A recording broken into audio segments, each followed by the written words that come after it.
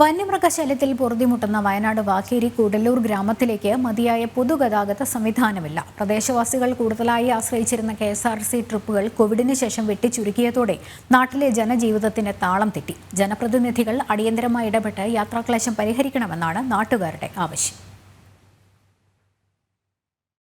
രാപ്പകൽ വ്യത്യാസമില്ലാതെ വന്യജീവി ശല്യമുള്ള മേഖലയാണ് കുള്ളൂർ. ഇവിടുത്തെ ജനങ്ങൾ പ്രധാനമായി ആശ്രയിക്കുന്നത് KSRTC ബസ്സുകളെയാണ്.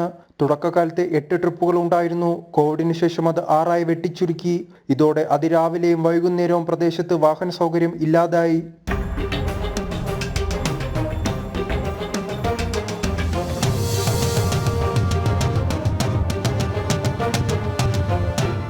ആ ബസ് കിട്ടാതെ ഇവിടുന്ന് ധാരാളം ആളുകൾ പുറത്ത് ജോലിക്ക് പോകുന്നുണ്ട്, പല വിധത്തിലുള്ള ജോലികൾക്ക്.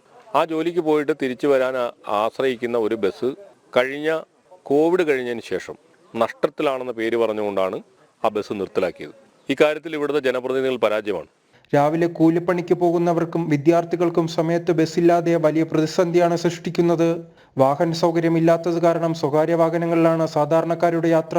അതേപോലെ വിദ്യാർത്ഥികൾ ബത്തേരിയിൽ നിന്ന് പോയി വിദ്യാഭ്യാസം കഴിഞ്ഞ് തിരിച്ചു വരാനും ഉള്ള ബുദ്ധിമുട്ട് വളരെയധികം കൂടുതലാണ്. വൈകുന്നേരങ്ങളിലൊക്കെ ആണെങ്കിലും വണ്ടി കിട്ടിയില്ലെങ്കിൽ തിരിച്ചിവിടെ എത്തിപ്പെടാൻ എന്നുള്ള വലിയൊരു ബുദ്ധിമുട്ടാണ്. ഇരുട്ടി വൈകിയാൽ ഓട്ടോ വിളിച്ചാൽ പോലും വന്യമൃഗങ്ങളെ പേടിച്ച് വാഹനങ്ങൾ വരാറില്ല. നേരത്തെ ഓടിയ 2 ട്രിപ്പുകൾ പുനരാരംഭിക്കണമെന്നാണ് നാട്ടുകാരുടെ ആവശ്യം. ജനം, വയനാട്.